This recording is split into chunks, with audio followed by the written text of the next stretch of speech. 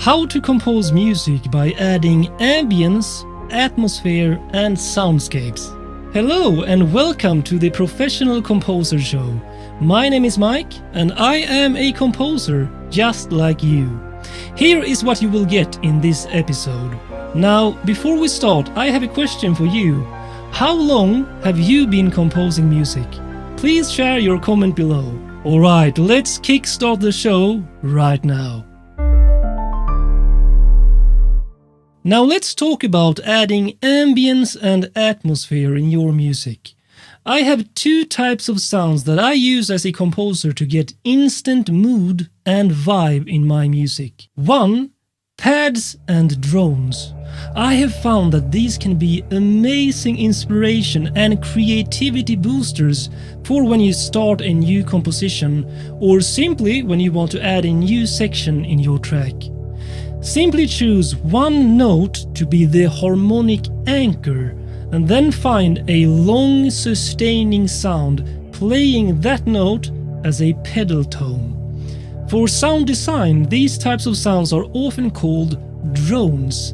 And as soon as you hear a pedal tone or drone playing, your creative mind will automatically want to expand on it. Try it out and you will see for yourself. So here are my current 4 favorite instruments for pads and drone type sounds. First we have Gravity, which is really cool because it has the signature punish knob as well as a motion engine built in. Then we have Droner, which I will show you more later in this episode, but my favorite thing about this is the high, mid, low sections to shape the sound around. Then we have CG Infinity, cinematic guitars.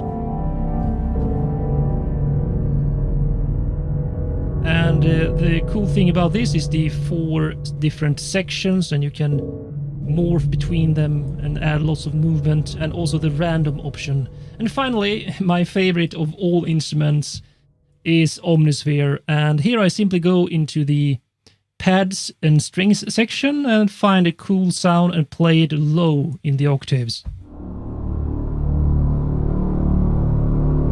And you have yourself a drone. 2. Soundscapes and ambience. Atmospheric soundscapes and ambient textures that have no pitch but rather act like a big blanket of atmospheric background can be a great way to add a specific mood to your composition. These types of ambient textures come in all flavors, from angelic and soft to dark and ominous. One example of a natural ambient texture is the breeze of the wind. Another example is running water like a river or a waterfall. But it can also be a synthesized sound or sounds based on effects and sound design. Now here's a question for you. What synthesizers, instruments or effects do you like using to create ambience and atmosphere in your music?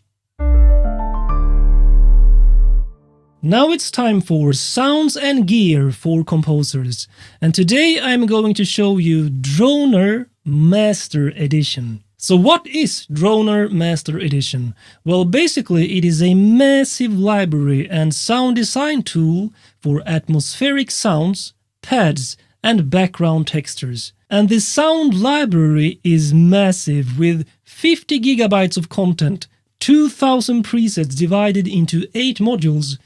And the great thing is that every module contains a very well categorized preset bank. Let's play some sounds. So check this out, this is awesome.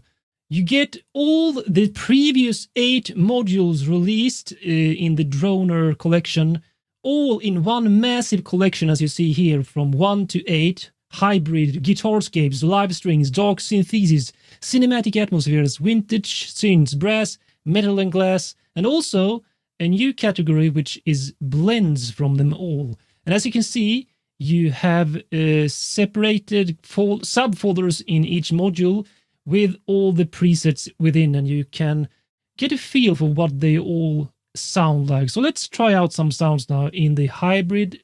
Let's start there. I have loaded the Danger Swamp Zone.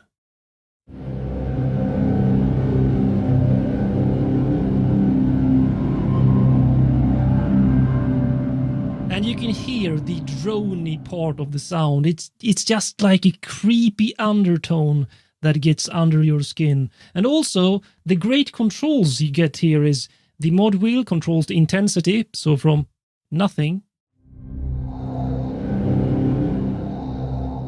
So you can go in and out and automate that if you want to. And my favorite is this, low, mid, and high. And all presets are comes with a setting here, so you can only get the low part of the drone if you want. Oh, I need to increase this. Or only the mid. Only the high. Or the FX layer. Or you mix as you wish between all of these.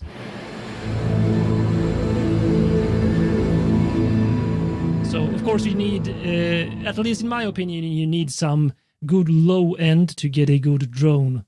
But in some cases, you might want to have a high pedal tone like a shimmering pad.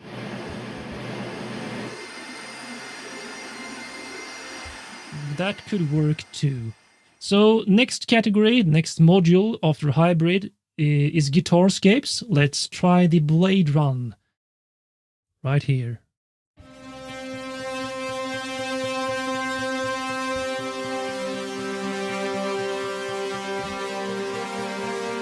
And as you can see, if I press a note, you get 3 keys here, which I believe corresponds to the layers here. And that is some really cool programming from their side, in my opinion. Right, so let's check out the next one is Live Strings. This one I really liked, so let's check out the Emotional Strings subcategory. Do the High Spirits.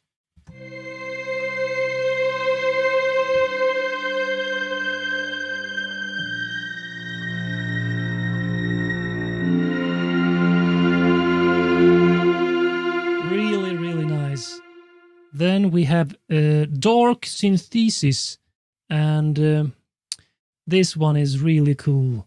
Let's do the Deep Worlds. It lurks.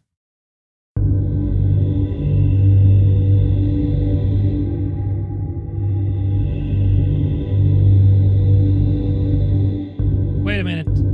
Okay, so I see not all sounds have all layers. Most of them seem to do, as far as I can tell, but this one doesn't have a high or FX layer. Only the mid and low. And also you have a movement control through, which can add some modulation. Let's continue with, where were we? Dark Synthesis. Cinematic Atmospheres module. Again, these are different modules that this Droner Master Edition has now accessible in one Master Edition. And let me tell you, it's much faster and more efficient to work with than the previous individual volumes. So let's check out Cinematic Atmospheres. Let's do Hellscapes. That sounds really cool. Deep Murmur.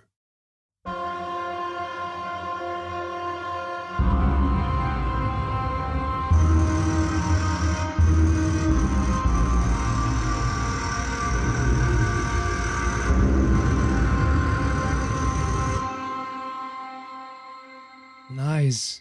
And then we have Vintage Synth module. Let's do some, let's see, bass coagulants, if that's how you pronounce it. Let's do the long bass here.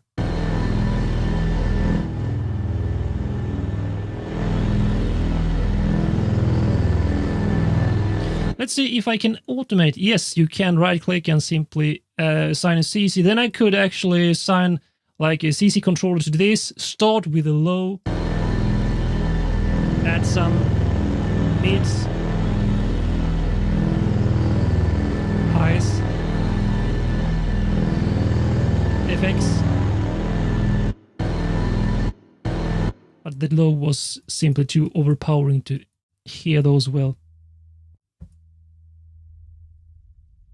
Alright, so this was another one that doesn't seem to have much information in the other layers. If anything at all, I can't hear anything. So let's continue with the brass section here, and let's do Complex Future City.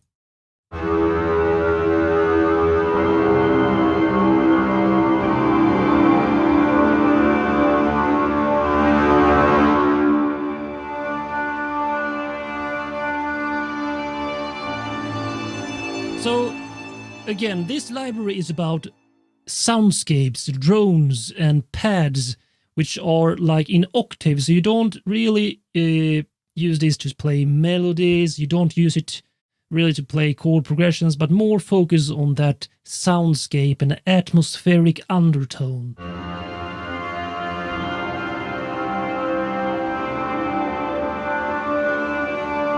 And that I love this instrument for. In fact, as I told you before, it's now one of my favorite instruments for drones, pads, and soundscapes. Definitely. Especially since it's so easy to do the sound design with these layers, intensity, and so on. Let's do the final module, which is metal and glass, and try a horror. Let's do this one.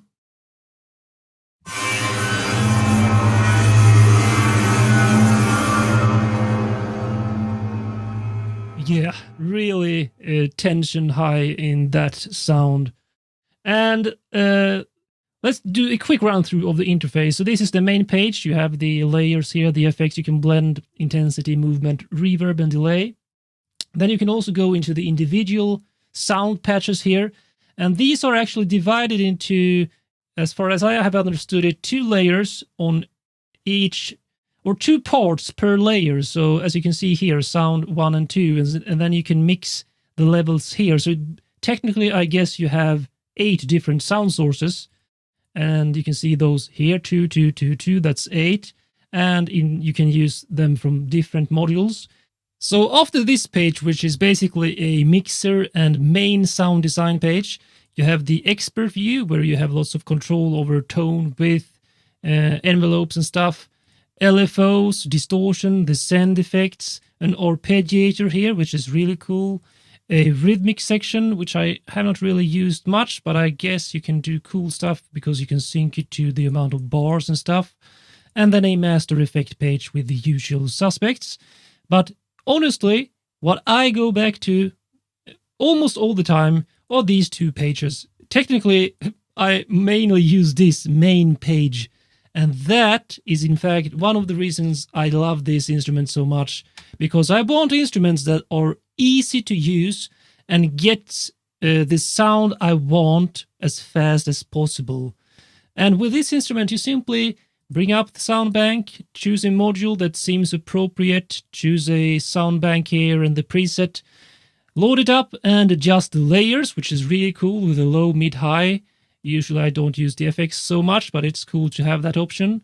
And then adjust the intensity, sometimes with automation and even, and then the movement and the reverb and delay. And those are the main settings I go back to again and again. Sometimes I go deeper and do little more adjusting here, but I personally don't feel the need to use these other pages that much. But you have these incredible depth if you want to.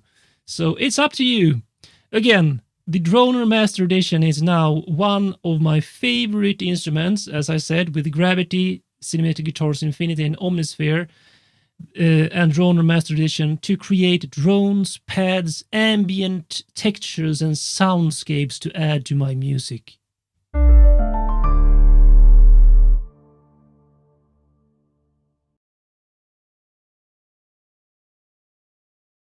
Now let me show you behind the scenes of what I'm working on here in my studio.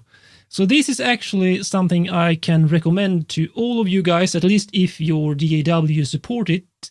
So it's actually creating a preset library, like your own bank, your own categorization of folders and subfolders for storing different instrument presets, the ones you use again and again. So for Mac and Logic Pro X, you go into Music, Audio, Music Apps, Patches, Instrument, and here you can create your own folders. I have started doing that, as you can see here. So I will add different instrument presets for percussion, bass, keys, which is pianos and electric keys and so on, pluck sounds, which I use again and again, strings, brass, winds from the orchestra, voice, which can be vocal or solo.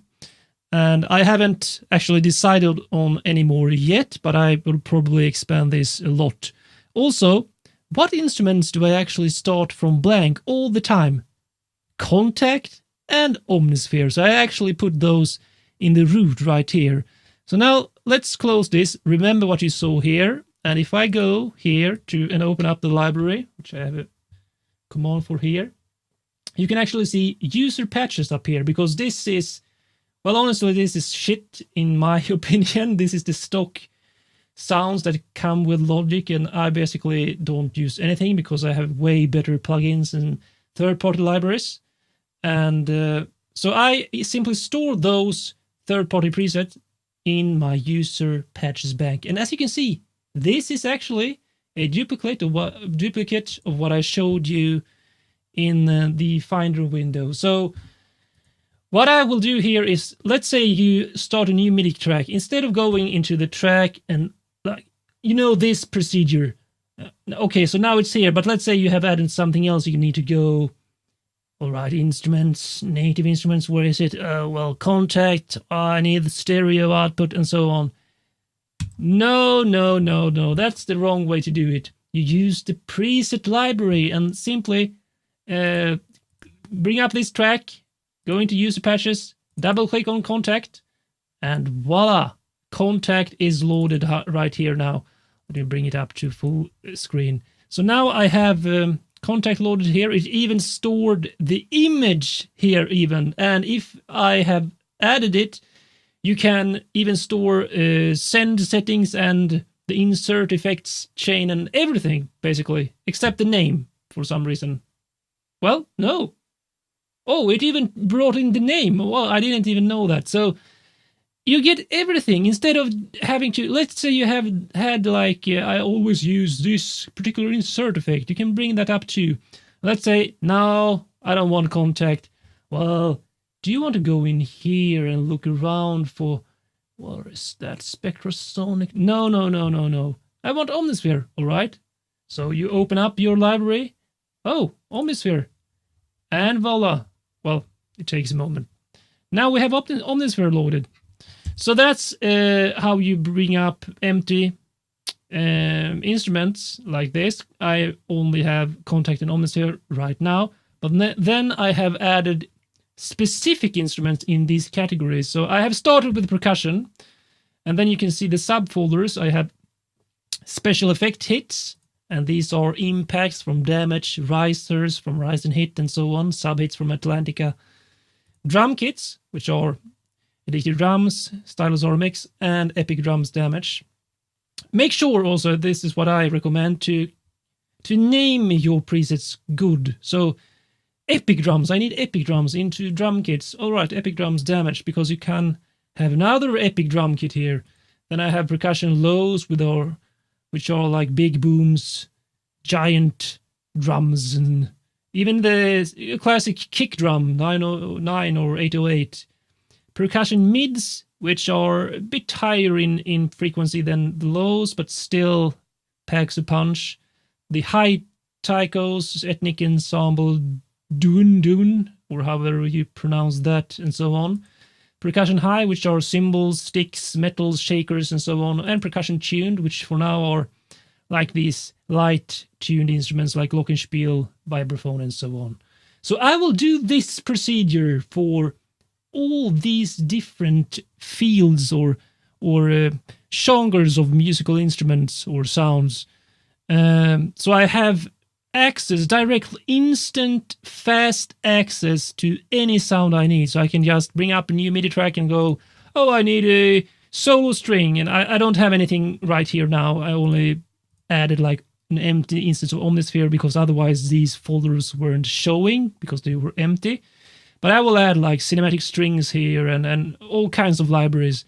Sample modeling string, solo strings, which is great, by the way. So then I can simply just double click that and get access to it instantly.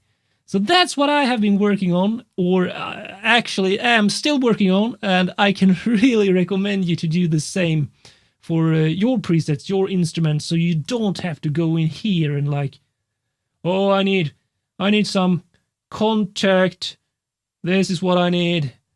Oh man, it's already taken so many seconds, so my motivation and creativity is gone. That's why I do this instead.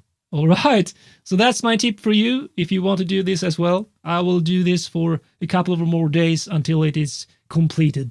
I want to thank you so much for watching the entire show. You are amazing. Now it's time for you to take action. I invite you to become a member of Professional Composers right now if you have not already. Simply go to professionalcomposers.com and sign up for free today. And always remember, you have the power to create a successful career in music with hard work and 100% dedication. My name is Mike, and I will see you in the next video.